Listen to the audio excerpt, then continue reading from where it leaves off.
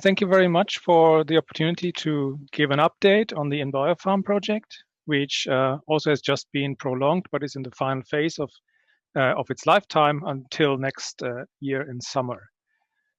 The topic we are addressing is the problem of antimicrobial resistance, which has widely been recognized as a societal challenge and implemented in the form of a global action plan by the World Health Organization, which has been accepted by most countries in the world. And the need for new antibiotics or finding new antibiotics is something which is a prioritized area under this action plan. And there are certain groups of pathogens that have been highlighted under this strategy, including a critical priority on some of the gram-negative bacteria, but also high priority of some important gram-positive pathogens like the Staphylococcus aureus and the Enterococcus faecium. Marine bioprospecting is a way how to find new bioactive compounds, and SINTEF and NTNU have been working in this field for quite some time, not looking only into bioactive compounds, but also other things. But for today, it's about bioprospecting, marine bioprospecting for new antibiotics. What we need to see that the classical way of bioprospecting is pretty limited to a very small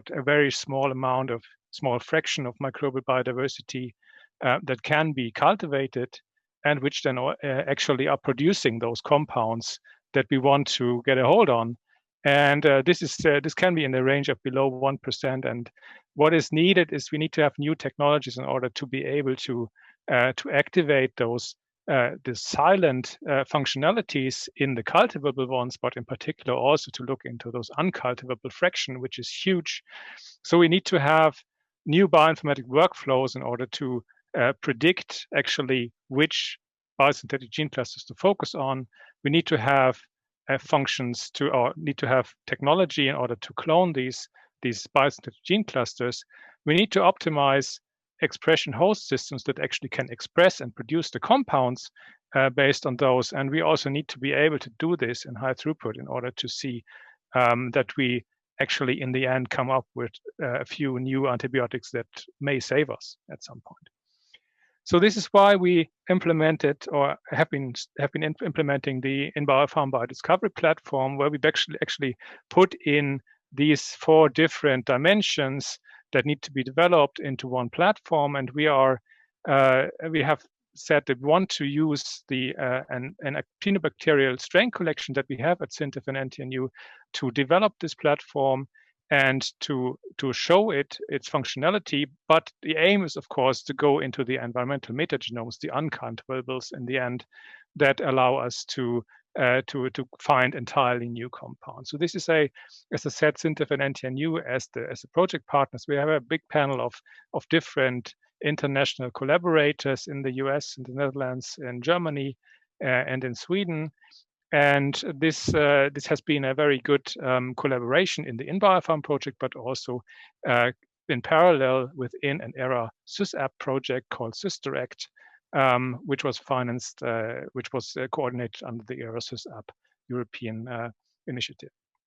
So for the first part, the bioinformatics gene cluster analysis to predict new functions, we sequenced 1,200 genomes of this strain collection, and we developed and applied an advanced bioinformatics pipeline in order to assess the BGC, the biodiversities. We found more than 20,000 BGCs that have been categorized by a software which is called AntiSmash, and based on that, we selected 88 strains and about 3,200 BGCs for genome closing, so that we were able to get the complete sequences of the BGCs.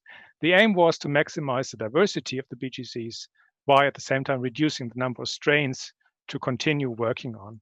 Some of these strains are in the process of being published as new species. So this is an additional output from the project that we will soon have also some publications on entirely new actinobacteria species. So the BGC selection was done based on predicted novelty using AntiSmash, And this is a set of 28 BGCs that we have selected from 18 different strains with a broad variety of different functions, predicted functions, relatively moderate identity to known compounds, but with BGCs that have a significant length up to 130 kilobases. We also selected a few model BGCs of known compounds to have positive controls, basically. Of course, these large BGCs, they need to be cloned in order to be able to transfer it into an expression host. And we there worked together with a company in the US called Varigen Biosciences, and we co-developed a cloning system based on Cas9, the CRISPR-Cas system, to cut out from genomic DNA the targeted DNA sequences encoding or containing a BGC, which can be cloned under the control of two independent promoters that can be induced from each side of the cloned BGC. So this new technology reduced the time for cloning a BGC from, it can happen up to several months, half a year for one BGC, up to approximately a week, so that you can actually also do in parallel cloning of BGCs in a much higher throughput than it was before. This is some examples of new BGCs, but also some of the BGCs that we selected as model compounds. And you see here that the induction based on the ACT, which is a blue compound, that you can induce production from this dual P promoter vector, and this is something which in some cases helps us to increase the amount of compound so that we can actually detect it. So the cloning technology works to more than 130 kb, and we have actually covered the whole spectrum with our new BGC. This is one example, the nystatin cluster, 130 kb from a known Streptomyces nourseii, cloned into the vector. And we actually can see nystatin being nicely produced in a heterologous host of Streptomyces lividans. And this is actually the first high-yield heterologous antimicrobial production from a directly cloned BGC of larger than 100 kb. So this is a nice thing that we are currently publishing together with our colleagues in Varigen.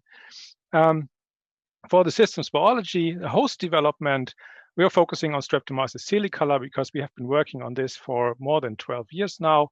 And what we did on the systems biology is to look into the existing genome scale metabolic models, because we want to use systems biology approach in order to optimize this host for the expression of these biosynthetic gene clusters. And we developed in two phases a consensus community model of Streptomyces silicola, which is now publicly available and serves the community as the starting point for further refinement and further understanding of the metabolism of this organism.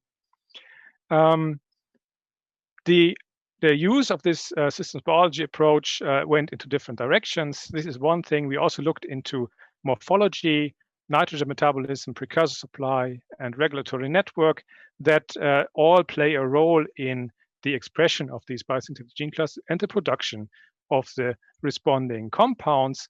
And one thing that is an interesting finding also in the ERASYS project, which we in the end supported with a multi-omics approach in the InBioFarm project, is to open the mycelial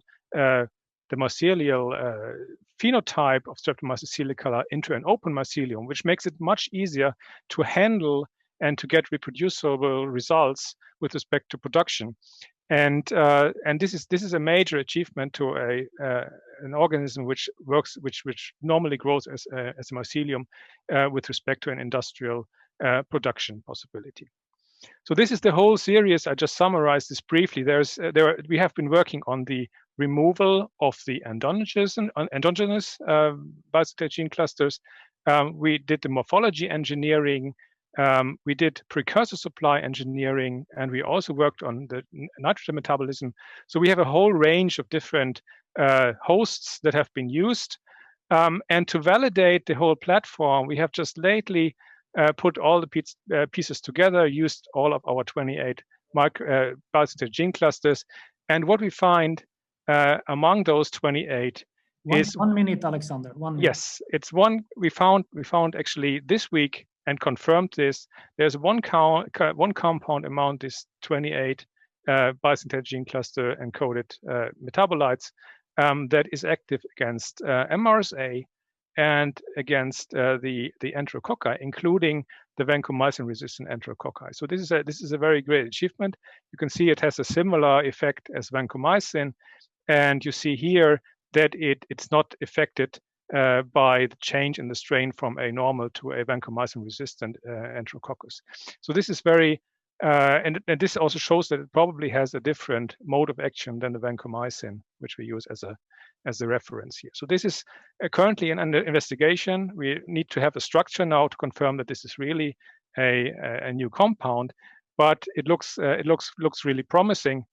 And on the last slide here, I just want to say that we want to go into the metagenomes. We have worked with Auburn University and Varigen on a soil project where they recently found new compounds against MRSA. And we have a follow-up project called financed by the Norwegian Research Council, which also includes the University of Waterloo in Canada and the University of Western Cape on an endeavor to bring the metagenomics pipeline based on the InBiofarm to the next level.